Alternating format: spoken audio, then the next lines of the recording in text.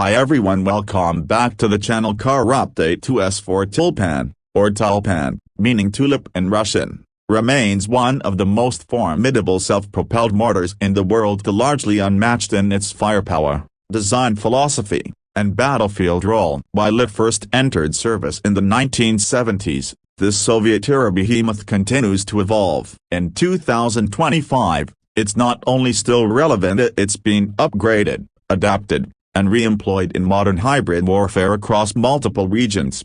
You might be wondering, how can a machine designed in the Cold War still hold its own in an age of drones, AI, and satellite-guided missiles? The answer lies in its unique purpose, the modernization it has undergone, and the psychological impact it exerts on the battlefield. Today, we're taking a deep dive into the 2S4 Tyulpan and what it is, how it operates, why it's still used in 2025, and what the future holds for this gigantic self-propelled mortar system. At its core, the 2S4 Tyulpan is built around the 240mm 2B8 mortar mounted on a tracked GMZ chassis. This is not your average artillery piece. The 240mm mortar is the largest caliber mortar ever fielded by any military, and it delivers explosive power on a massive scale. It can lob shells weighing up to 130 kilograms at a range of about 9.6 kilometers using standard ammunition, and over 19 kilometers with rocket-assisted projectiles. One of the key distinguishing features of the Tyulpan is its role in siege warfare. It's not designed to bombard a large area with continuous fire like a multiple rocket launcher. Instead, it's meant to obliterate specific hardened targets of bunkers, fortified positions, and urban structures using one or two devastatingly powerful shells. This is why, despite being somewhat of a relic in terms of design, it's still considered irreplaceable for certain military missions. The vehicle itself is huge. It weighs around 27 tons, and the chassis gives it moderate off-road capabilities. It has a crew of 4 to 9. Depending on the operational needs. It's slow compared to other armored vehicles, with a top speed of about 62 km per hour on roads. But speed is not the Tyulpan's gamma, destruction is. Over the decades, it has undergone various upgrades. In the 2020s, the Russian military began modernizing remaining Tyulpans with improved fire control systems, digital navigation, and newer communications gear. By 2025, many Tyulpans in active or reserve units are equipped with GLONASS-based targeting systems and can integrate with hubs for forward observation. That means they can hit precise coordinates provided by drones and immensely from their 1970s original configuration. One of the reasons the Tyulpan is still in service is its terrifying effect on the battlefield. It's not just a weapon, it's a message. When soldiers hear the distinctive whump of a Tyulpan firing, they know something massive is about to explode. The shells it fires are so powerful they've been known to level reinforced concrete structures. This psychological element plays into its value as a deterrent or as a tool for shock and awe tactics in urban warfare. During the 2022-2023 conflict in Ukraine, the Tyulpan saw a new combat deployment. Russia used the system in limited engagements, often in siege roles or against entrenched defensive positions and contested urban areas. The footage that emerged showed its shells collapsing buildings, bunkers, and defensive outposts with terrifying ease. These real-world engagements reveal not only the destructive capabilities of the Tyulpan but also some of its limitations. Its slow rate of fire, about 1 round per minute, and limited armor made it vulnerable if not well protected. It required a support network to operate effectively, including forward observers, protection from air assets, and logistics units to manage its enormous ammunition. Fast forward to 2025, and the Tyulpan has found a niche within the broader modernization of Russian artillery forces. In an age where drone warfare and precision-guided munitions dominate headlines, the Tyulpan stands out as a brute force solution. It's often used when stealth is unnecessary and overwhelming power is needed. In fact, analysts have described the Tyulpan's role as being the equivalent of a battlefield sledgehammer delivering a blow that no other platform can replicate.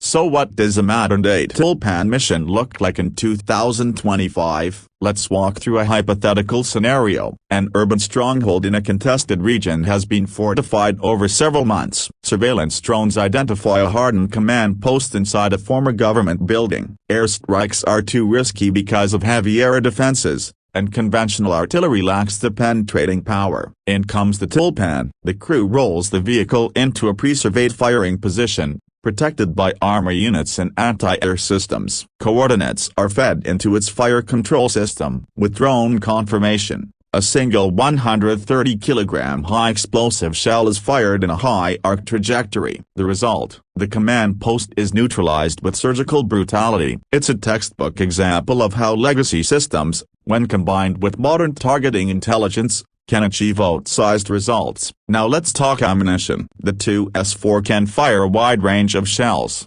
including conventional high-explosive, armor-piercing, cluster munitions, incendiary rounds, and even nuclear-capable shells during its Soviet heyday. While tactical nuclear options are no longer practical or politically acceptable in most scenarios, the legacy remains. The platform's ability to deliver such munitions is a reminder of how serious its strategic role once was and in certain contexts, still could be.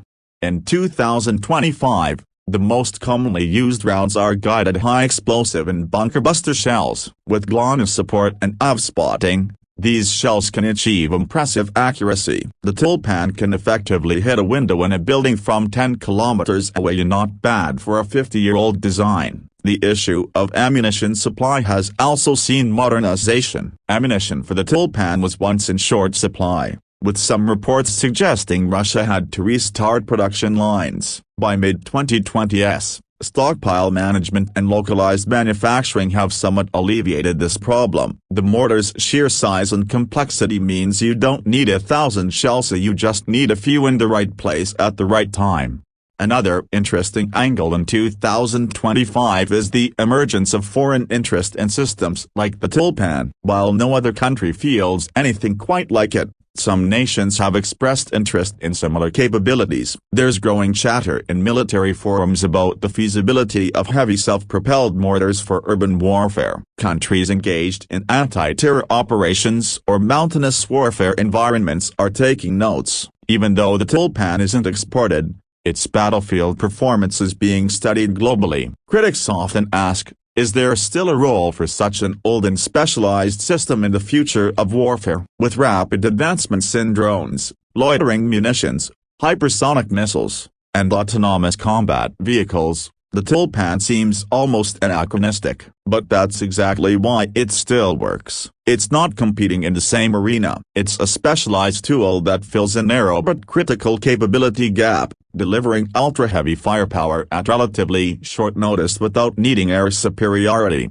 The Tulpan has limitations. Of course, its rate of fire is low. Its protection is minimal. It can't defend itself against modern threats like anti-tank drones or loitering munitions unless paired with effective support systems. But it's not designed to operate alone. It's a weapon meant for carefully prepared engagements, backed by combined arms doctrine. With proper planning, it becomes a scalpel in the hands of a surgeon, albeit a very large and explosive one. In terms of costs, the Tulpan is relatively inexpensive compared to modern missile systems. Maintaining and upgrading older platforms is often cheaper than developing new ones from scratch. In an era of tightening defense budgets, this matters. Military planners are balancing the cost of next-gen systems with the practical benefits of upgrading proven platforms, and the Tulpan is a prime example.